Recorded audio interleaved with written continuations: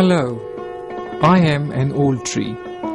I must have given abundant fruits during 80 years of my age. Now my fruit-bearing capacity has ended. I have no regrets, because the best part of my utility is still to come. Can you guess who I am? Well, let me help you. I provide a canvas to artisans of Kashmir to exhibit their creative skills. I ignite your aesthetic imagination and provide joy of beauty. I provide setting to your drawing rooms.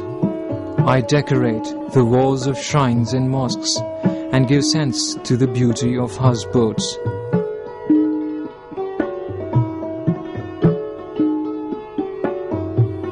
I bear a crisp, hard-covered fruit with 4 kernels, which you eat amazingly.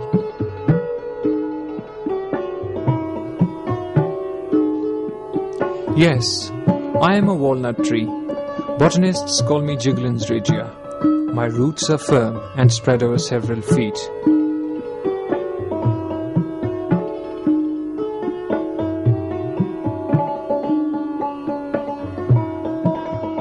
I like temperate, moisturized soil, so I'm found mostly in Himalayas.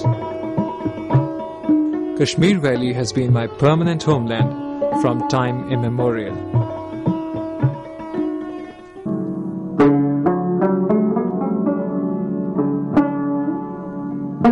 The land of Kashmir, universally famous for its natural charms, is regarded as an idyllic arcade where everything is ordained to be a prestigious present for the world. The elemental forces have worked wonders in this Himalayan valley, but the inhabitants too have not lagged behind. The contribution of Kashmiri craftsmen to the bewitching beauty of the land is multifarious, but one of the crafts that is unique to Kashmir is the art of wood carving. It's a specialty in woodwork. It's a sheer marvel of man's creative faculty. It's rather poetry exhibited in wooden texture. Behind this profession, there's a complete history. From 1028 onwards, the wood crafts related to architectural intricacies had begun to flourish and reached its zenith between 1420 and 1470 during the reign of King Zainul Abidin. Many ancient monuments built of woodwork bear the testimony to this fact.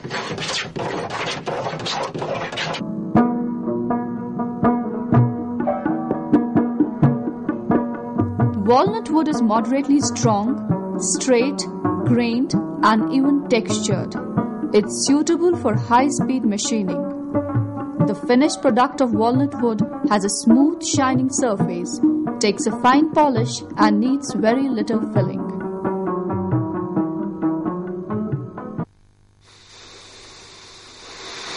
The process of changing crude logs of wood into sophisticated articles involves several phases. To begin with, the logs are carried to sawmills, where planks of varied length, width, and thickness are sawed off. These planks are piled and exposed for drying so that the moisture present in the cell cavities is dried up. This process, called seasoning, needs patience and a keen attention. It saves the wood from cracking, splitting, and shrinking. After being seasoned, the wood is now transported to the workshop. The surface of the wood is being smoothened by means of a planer.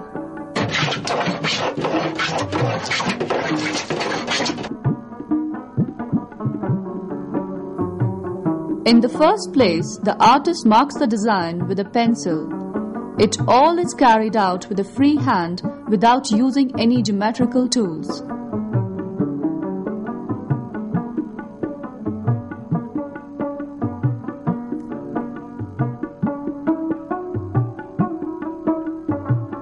To make a precise and accurate marking, graphic designs are also used.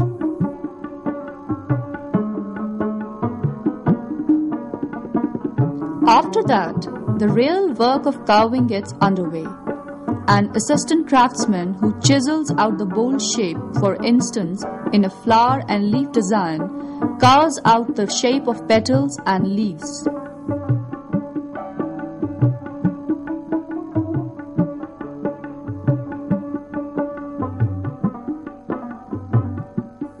Then after, the master craftsman takes out the roughest piece to carve out the small scrolls which form the base and the finer details, carefully covering any mistakes made by his assistant.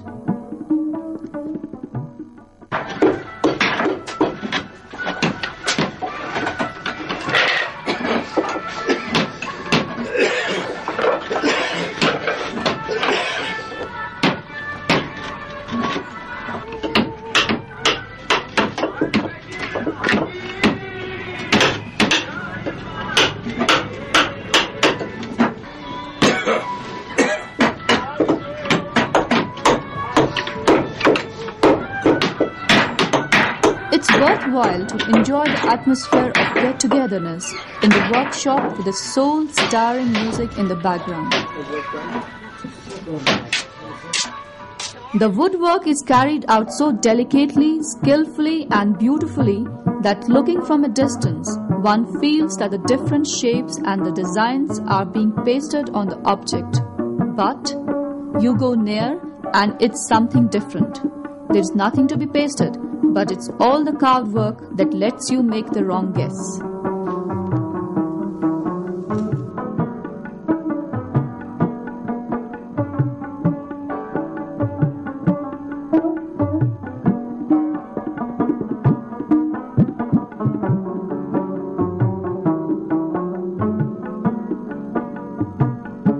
The wood carver is an artist able to convey on wood the natural beauties of Kashmir. This is particularly reflected in his designs related to the chinar leaves, forests, birds, creepers, fruits, etc. Thus, he shares all his creativity and imaginations with the outside world.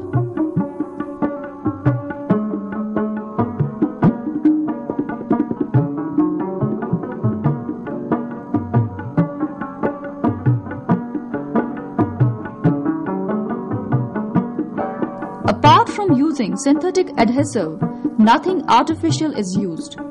The product is then polished by using wood polish and varnish.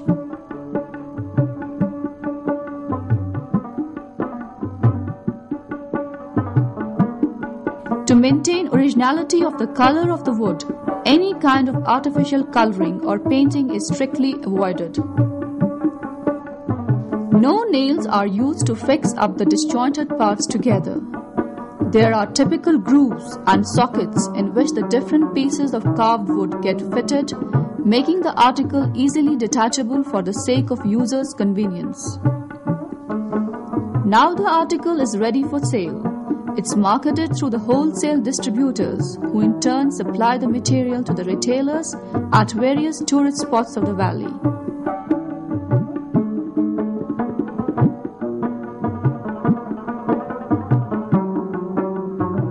The state government also provides marketing outlets through its chain of arts emporia in various state capitals and also organizing exhibitions in and outside the country.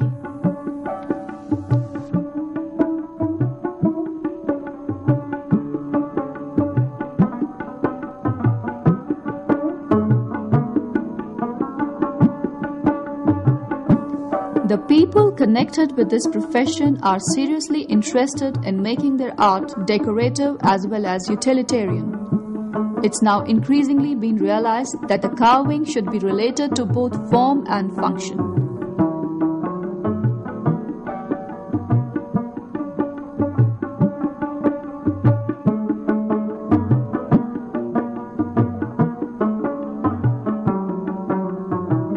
For the same reason, besides using their creativity and imagination in making some attractive and luxurious articles like wardrobes, almirahs, sofas, beds, dining tables, chairs,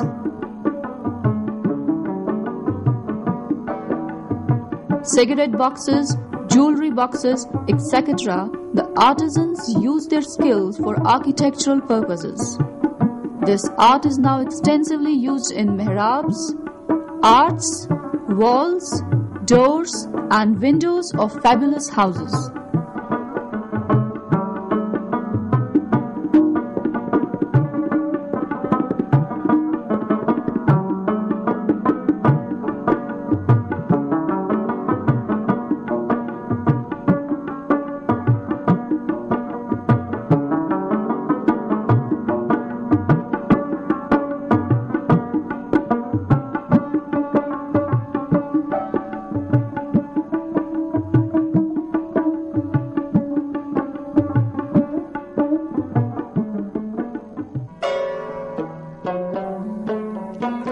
So my story ends on a pleasing note.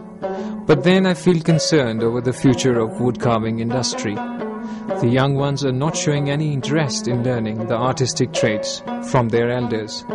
More incentives, more facilities from the government can play a vital role in reviving this declining art.